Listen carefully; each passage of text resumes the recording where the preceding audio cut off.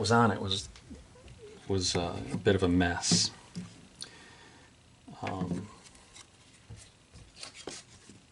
Anyways, you take that clear mylar stuff and you stick it over the guitar.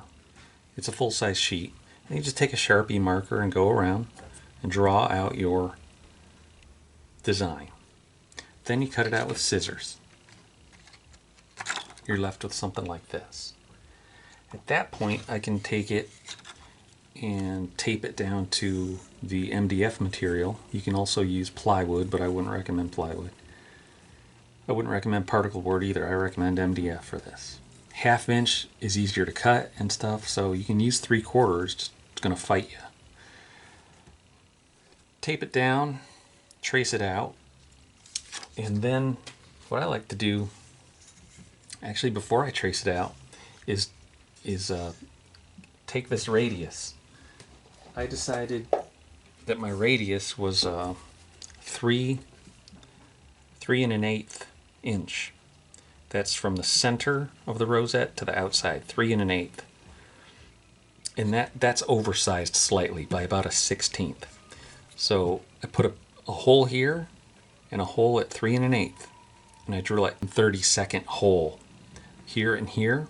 And I take, on the full sheet of MDF, I take it and I put a brad nail through this hole and a mechanical pencil through the other hole, like this. And I draw out the 3 1/8 radius, perfect radius, onto the piece. Once I have the radius in place, then I know where to put my design, and then I know I can start tracing. So that's tricky. And like I said earlier, getting it all cut out on the bandsaw or the jigsaw and then sanded smooth and shaped. You can do this with plastic material too, the same steps. With wood, it's a little easier. I put the whole entire piece of veneer down, flipped it over upside down onto the bandsaw, cut it out, and then just kind of, within 1/8 of an inch, I cut it out on the bandsaw, and then I took it over to the bench grinder belt sander, which has a radius wheel and a flat side, and I got it all down nice and flush. And then by hand, I just sanded the beveled edge. Alright, very last step coming up. Okay, I traced all around with the X-Acto blade, and now it should come apart.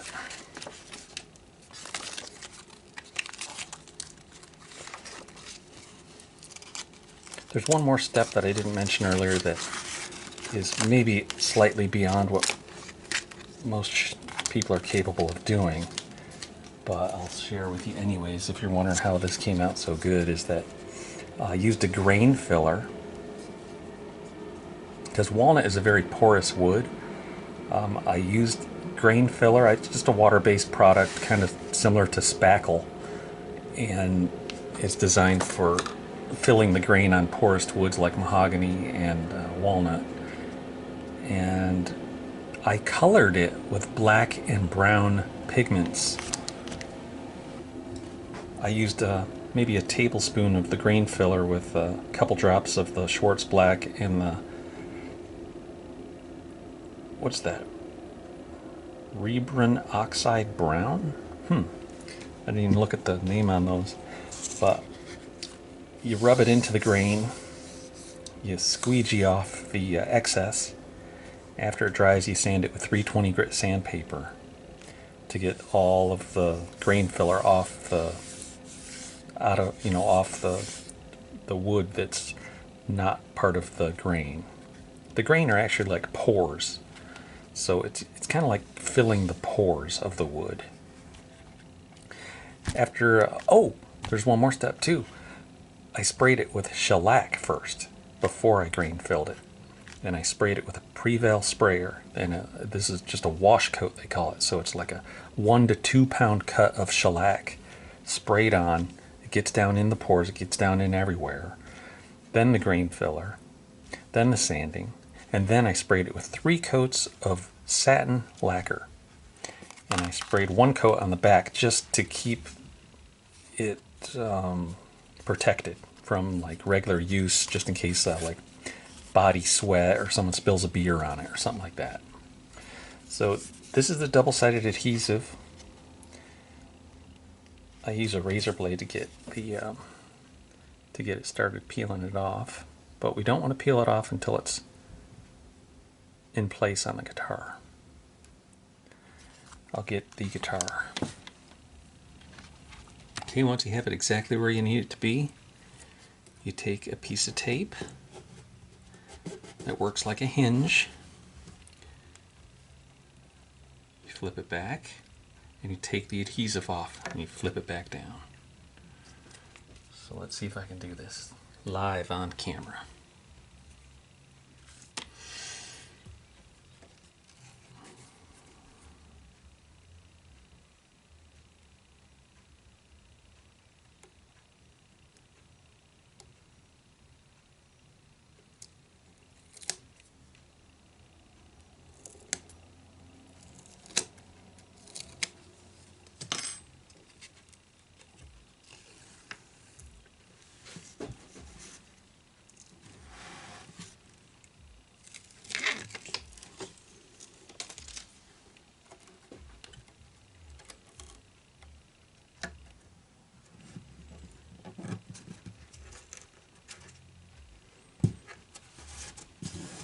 Just like that.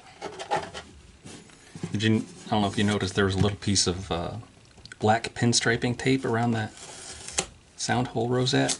That's because there was a little gap and I could see the lighter top material between the black and the walnut, and I was like, that ain't working for me. So I might put just a little brush of lacquer right there just to protect that tape from future peeling up or something, in case it gets gooey or something like that. But yeah, a beautiful walnut pickguard on an old Ovation. It's very nice.